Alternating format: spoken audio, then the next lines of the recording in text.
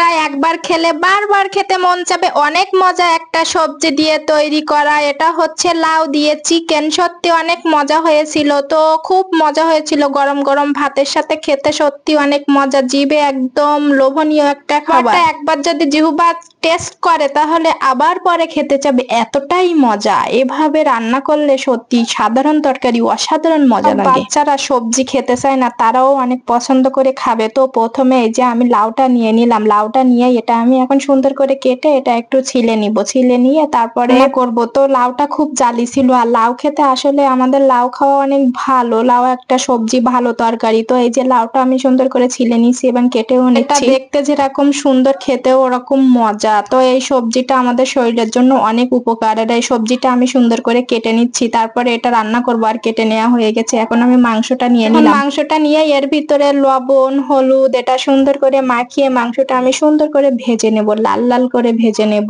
তো আমি এই যে ভেজে নিচ্ছি। এভাবে চিকেনটা ভালোভাবে ভেজে নিলে ভালো লাগবে তরকারিটা, এই জন্য আমি এই সবজিটা ভালো করে রান্না করব। তার জন্য চিকেনটা এই যে ভেজে নিলাম, আর ওই যে সবজিটা আমি কেটে ধুয়ে রেখে দিলাম এক সাইডে। তারপরে এই যে এর ভিতরে আমি পেঁয়াজ আর কাঁচা ঝাল দিয়ে দিলাম, ভিতরে লবণ হলুদের গুঁড়া সব মশলা এর ভিতরে দিয়ে দিলাম, একটু পানি দিলাম না হলে পুড়ে যাবে। তারপরে এই যে একটু আদা বাটা রসুন বাটা ও ঝাল এগুলা দিয়ে তরকারিটা সুন্দর করে কষিয়ে নিচ্ছি। এ পর্যায়ে তরকারির কালারটা অনেক সুন্দর আসছিল।